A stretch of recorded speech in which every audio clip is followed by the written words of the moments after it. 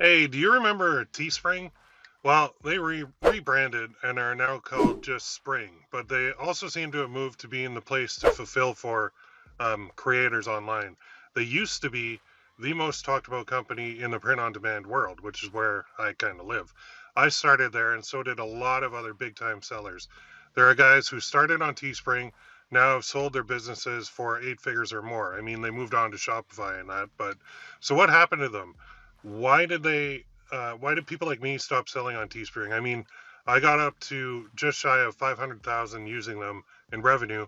So why didn't I keep it going? Well, I wanted to shoot this video to have a look at this as I think it's an interesting story. So we'll go back to the beginning first. The way I found out about Teespring was from a dude named Don Wilson. He launched a course called FB Ads Cracked. I think the Facebook group is actually still up. You can go try and Google it if you want. Anyhow, in the course, he taught everyone how to sell t-shirts online using Facebook ads. Very cool, cutting edge stuff, right? The basic gist was you just basically create a design, upload it to Teespring, and then fire up some Facebook ads to sell it. It was at the time it was the most cutting edge method out there. Nobody was doing this, but back then it was also very easy to make a ton of money doing this. There was very little competition. Well, besides the guys and gals who took the course, and people were making small fortunes. Then I think Don got into a little bit of trouble from Facebook because he used the name FB Ads in the title. Now, don't quote me on this. I don't know officially, but I think they kind of banned him a little bit from Facebook for about 8 months or so. Again, I could be very wrong, but I think it was that long. So during that time, he took the money that he made, I think, and he invested into some software and some coders to launch his new company called Gear Bubble. And that's where I made over 7 figures personally in revenue myself. Don, he's since exited the company, but that's not the point of this. The point is, um, you could list a T-shirt on Teespring, run ads to it, and make $10 to $15 profit per sale. So if you think about that, if you sold 100 per day, you'd be having $1,000 profit days, not revenue but profit. So that was like 30,000 per year. Sorry, 30,000 per month, 365,000 per year. It was big bucks, right? Some guys really pushed it even harder and did way more than that too. Like millionaires were created using Teespring and Facebook ads. So back in those days, I remember you would try to find other sellers' Facebook pages, you would like them, and you'd try to see all the designs that they were doing, so that you would get like inspiration, and then you create your own. A lot of people too were doing name T-shirts as well, and ages came in later, but the name ones, that's where you'd put the people's first or last names on T-shirts and market it to them. So yeah, back then you could basically scrape a list of people's names from Facebook and run ads to that list. So there was even software that was invented to do this. I think even I wrote one. I can't remember if I have it or not. I think I even wrote one myself, but the method was by far the most profitable one ever. But it really creeped people out, okay? Because um, when you're on Facebook and then you see a T-shirt that has your name on it, and the ad says like, "Hey Will, buy this T-shirt," and the T-shirt says like, "Where there's a will, there's a way," and I'm like, "My name's Will," and I'm like, "Damn, Facebook, you guys have way too much information on me. This is creepy. I'm gonna complain to Facebook." So people did. So Facebook put the ban hammer on that method. If you ran it, you were gonna lose your account. So a lot of people were like, "Man, I'm making a mint." And all of a sudden I'm not making anything. So this sucks.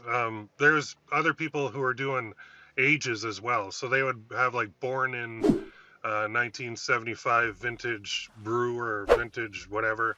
That happened a lot too. Anyhow, now that you know a little bit of backstory, let's look at why the herd shifted away from t-shirt sales, me included. Now is the herd comes about when somebody comes out with a course or a coaching program, and then everybody does that, and they won't stray from it. They won't do anything different, and it happens in all markets, not just the print on demand world, but all different markets. Something will come out that works and everybody will jump on it, so the herd will only do that. Anyway, um, the number one reason that people stop selling t-shirts and stop using Teespring and Facebook ads is Facebook ads got way more expensive. So back around Now, I'm a little fuzzy on the years, but 2017 or 2018, could have even been 2016. I can't remember exactly. Facebook announced that they're going to improve their dashboard for people who are running ads. So, what they wanted to do was show us the ROI on the ads that you're running. This meant they wanted our revenue information. So, like a bunch of morons, we happily we told Facebook what we were making on our sale. So, if we sold a shirt for $24.95, Facebook knew that it cost them or they charged us like, I don't know, $10 in ads. That meant Facebook knew before the base cost that our profit before the base cost and taxes was about $14.95.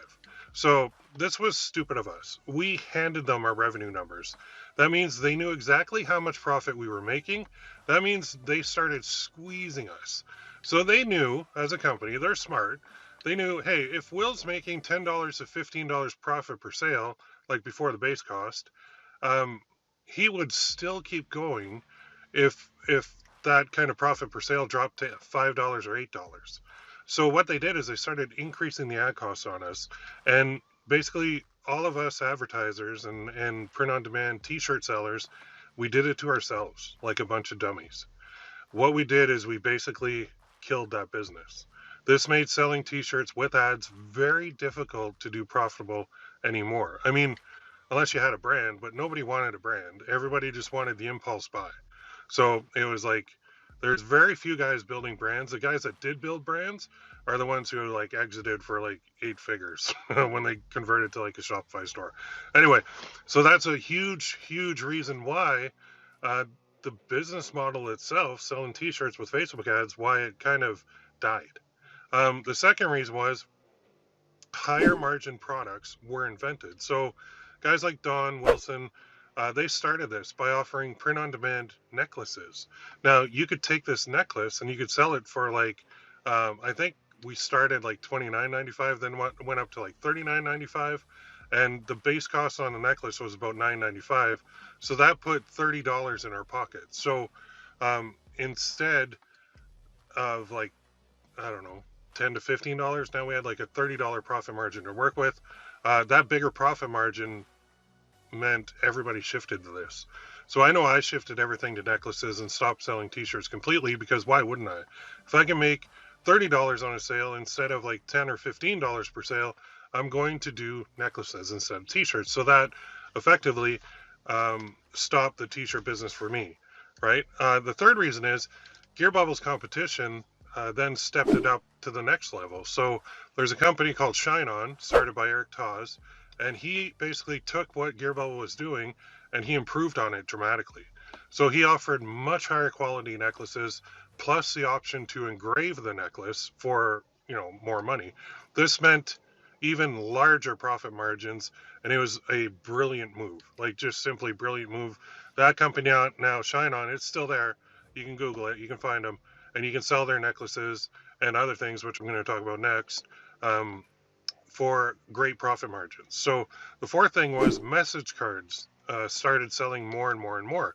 Now, what is a message card? Well, I think these originated on Etsy, but it's a gift box, necklace, and message card. And the message card can be any design and quote the seller wants, and they offer an even higher profit margin versus necklaces, which effectively put the nail in the coffin for T-shirts as far as marketers went.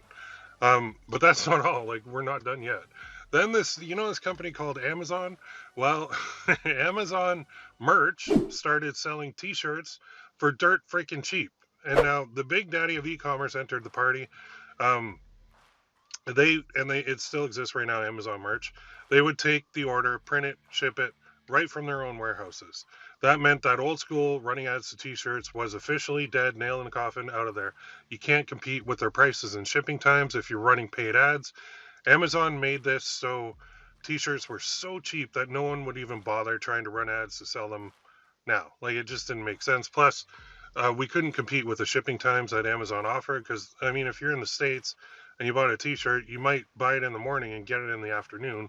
That's nuts. Like, whereas these other companies like Teespring, it would take a week or two for them to actually print it and ship it, and that wasn't nearly as competitive, right? So I guess the question is like, are t-shirts and print on demand completely dead to people like you and me?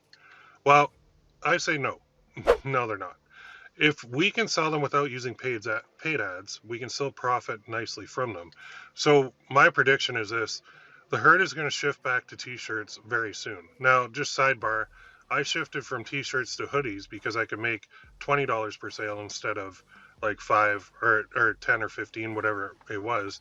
But I think t-shirts are going to come back because basically guys like me who do this stuff for a living, um, I've started using free traffic sources to market things like necklaces and message cards and coffee mugs. And I'm going to be going back into t-shirts too, because if I'm basically, when you eliminate the cost element, t-shirts can now be sold again. They can be sold profitably online by print on demand marketers like me.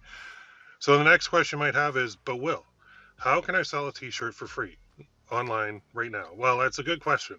Uh, the answer is we need to use as many social media platforms as possible with a consistent posting system to get those sales. But I mean, that's a story for another day. We're getting into a lot of time here. So I do this stuff all the time, and I feel like I'm one of the pioneer big time print on demand sellers out there. I'm constantly running experiments, and I think I cracked it, much like Don Wilson did way back in the day. Anyhow, this video is getting a little long, so let me know in the comments if you started with Teespring and Facebook ads back in the day. Also, let me know what you're doing now. Did you shift to Shopify? Did you exit? Did you start your own company? What did you do? So let me know. I know there's a bunch of people who do even bigger numbers than me out there, who started at Teespring. I hope you enjoyed the video. Hit the like button, and we will see you in the next one. Have a great day.